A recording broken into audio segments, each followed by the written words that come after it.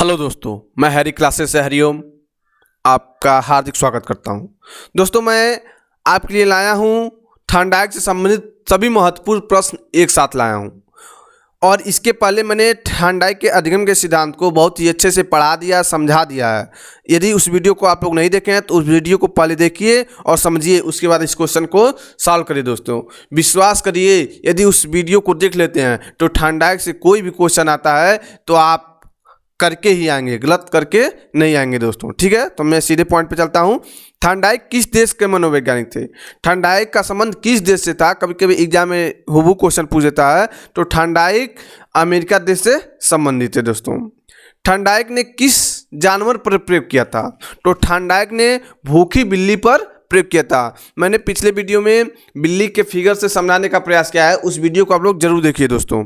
उद्दीपन अनुक्रिया का सिद्धांत किसका है? उद्दीपन अनुक्रिया का सिद्धांत किसका है? तो उद्दीपन अनुक्रिया का सिद्धांत थॉर्नडाइक का है। उद्दीपन अनुक्रिया के सिद्धांत को और किस नाम से जाना जाता है? उद्दीपन अनुक्रिया के सिद्धांत को और किस नाम से जाना जाता है? तो उसे आपका एस-आर सिद्धांत के नाम से जाना जाता है। किस नाम से? एस-आर सिद्धांत के नाम से। संबंधवाद सिद्धांत किसका है? तो संबंधवाद सिद्धांत आपका थॉर्नडाइक का है। देखिए, जो भी थॉर्नडाइक के नियम हैं, सिद्धांत हैं, उसके एक ही नाम नहीं है, उसके कई नाम हैं। तो आपको एक नियम याद नहीं करना है, जितने भी नियम हैं। कभी कभी हिंदी में नाम बदल के पूछ सकता है, इसलिए इंग्लिश को तो आप नाम याद रखेंगे ही, लेकिन हिंदी के 2-4 नाम भी आप याद कर लीजिए, वरना एग्जाम में आप कंफ्यूज हो सकते हैं। थॉर्नडाइक के मुख्य नियम कितने हैं? तो थॉर्नडाइक के मुख्य नियम कितने हैं?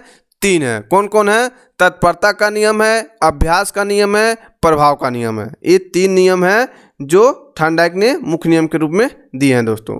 थॉर्नडाइक ने किस सन में प्रयोग किया था? तो थॉर्नडाइक ने 1913 में प्रयोग किया था। कब किया था? 1913 में।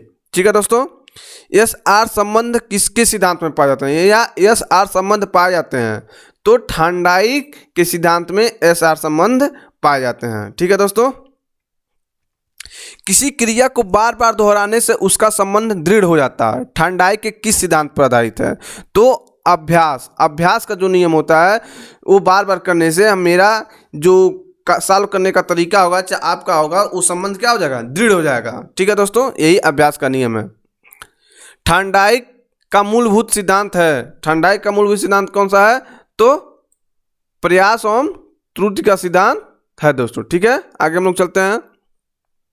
थॉर्नडाइक किस देश के मनोवैज्ञानिक थे? तो अमेरिका के। ठीक है दोस्तों, तो मैंने उन्हीं क्वेश्चन को रिवीजन किया है कि जिससे आपके सामने 1 से 2 बार जब क्वेश्चन गुजरेगा तो आपको याद करने की जरूरत नहीं रहेगी, क्वेश्चन आपको स्वतः याद हो जाएगा। थॉर्नडाइक ने किस जानवर पर प्रयोग किया था? बिल्ली पे। उद्दीपन अनुक्रिया सिद्धांत है थॉर्नडाइक का।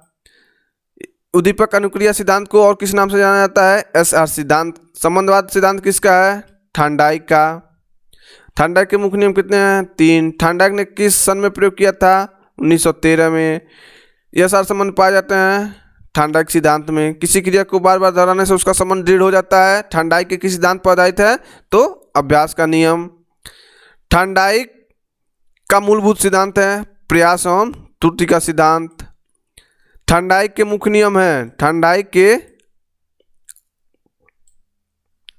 के मुख्य नियम कौन कौन है? प्रभाव का नियम है, तत्परता का नियम और अभ्यास का नियम है।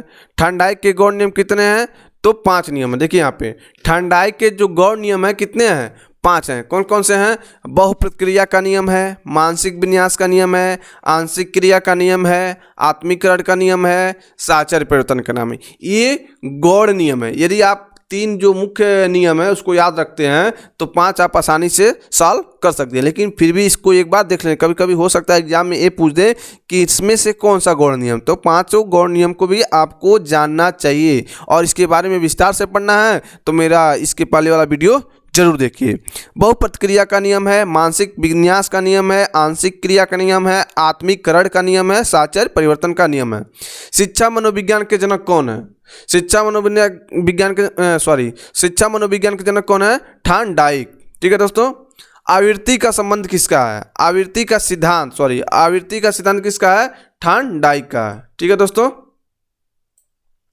संयोजनवाद सिद्धांत के प्रतिपादक कौन है?